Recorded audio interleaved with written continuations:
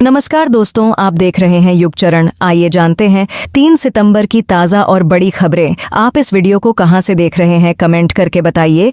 साथ ही daily update के लिए युग चरण चैनल को सब्सक्राइब कर लें।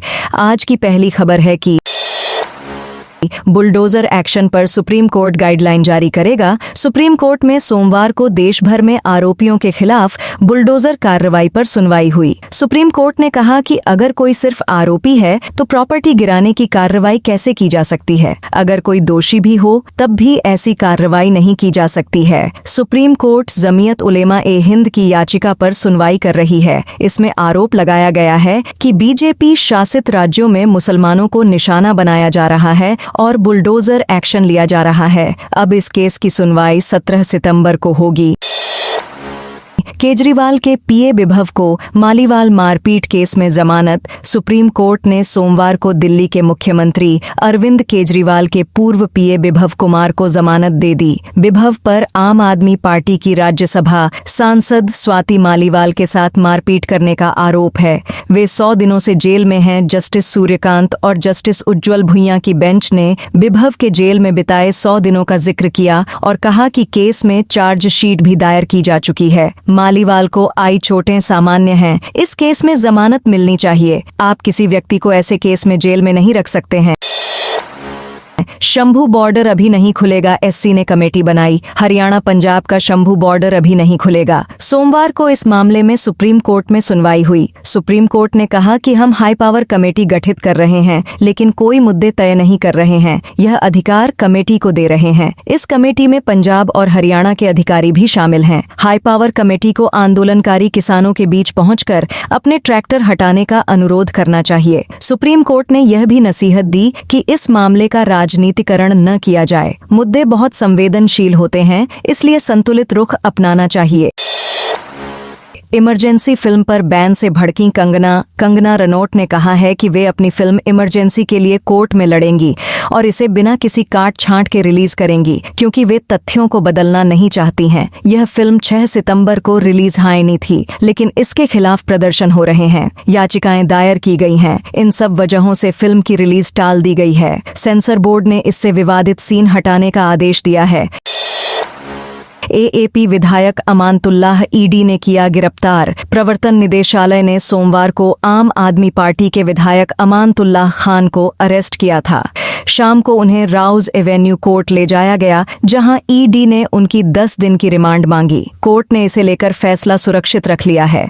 ओखला सीट से विधायक अमानतुल्लाह पर आरोप है कि उन्होंने दिल्ली वक्फ बोर्ड का अध्यक्ष रहते हुए 32 लोगों की अवैध भर्ती कराई और फंड का गलत इस्तेमाल किया। वक्फ की संपत्तियों को किराए पर दिया। ईडी पहले भी 2 बार अमानतुल्लाह से पूछताछ कर चुकी है।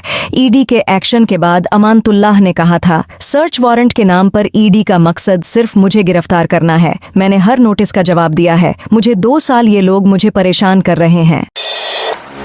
भाजपा सदस्यता अभियान शुरू। पहली सदस्यता मोदी ने ली। भारतीय जनता पार्टी ने सोमवार को संगठन पर्व सदस्यता अभियान 2024 लॉन्च किया। इस मौके पर सबसे पहले प्रधानमंत्री नरेंद्र मोदी ने पार्टी की सदस्यता ली। इसके बाद भाजपा अध्यक्ष जेपी नड्डा, रक्षा मंत्री राजनाथ सिंह और गृह मंत्री अमित शाह समेत भाजपा के बड़े नेताओं ने फिर से पार्टी की सदस्यता ली। पीएम मोदी ने कहा कि आज भाजपा के सदस्यता अभियान का एक और दौर शुरू हो रहा है। भारतीय जनसंघ से अब तक हमने देश में एक नई राजनीतिक संस्कृति लाने की कोशिश की है। हम वो लोग हैं जिन्होंने दीवारों पर कमल भी बड़ी श्रद्धा से पेंट किया।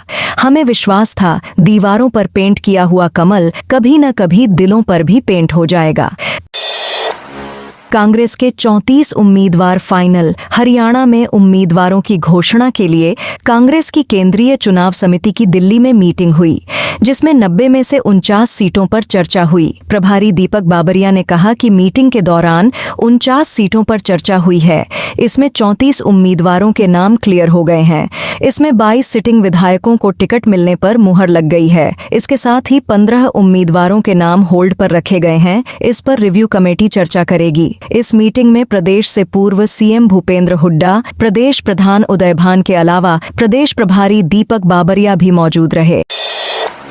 सीबी चीफ पर 3 जगह से लाभ लेने का आरोप। Security and exchange board of India CB की चीफ माधवी पुरी बुच कांग्रेस के निशाने पर हैं। कांग्रेस प्रवक्ता पवन खेड़ा ने सोमवार को प्रेस कॉन्फ्रेंस कर माधवी पर सेबी से जुड़े होने के दौरान आईसीआईसीआई बैंक समेत 3 जगहों से सैलरी लेने का आरोप लगाया। खेड़ा ने कहा, माधवी पुरी बुच 5 अप्रैल 2017 से 4 अक्टूबर 2021 तक सीबी में पूर्णकालिक सदस्य थीं। फिर 2 मार्च 2022 को माधवी पुरी बुच सीबी की चेयरपर्सन बनी। सीबी की चेयरपर्सन को नियुक्त करने वाली कैबिनेट में पीएम मोदी और अमित शाह शामिल हैं। उधर आईसीआईसीआई ने आरोपों को नकार दिया और कहा, बैंक से रिटायर होने के बाद माधवी को कोई सैलरी या एम्प्लॉय स्टॉक ऑप्शन नहीं दिया गया।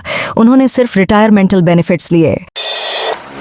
कनाडा में पंजाब के फेमस सिंगर अमृतपाल सिंह ढिल्लों उर्फ एपी ढिल्लों के घर पर फायरिंग की गई। घटना रविवार रात की है। खबर और इसके वीडियो अब सामने आए हैं। एपी ढिल्लों का घर वैंकूवर इलाके में है। वायरल वीडियो के अनुसार एक शूटर ने गेट के बाहर से 11 गोलियां चलाईं।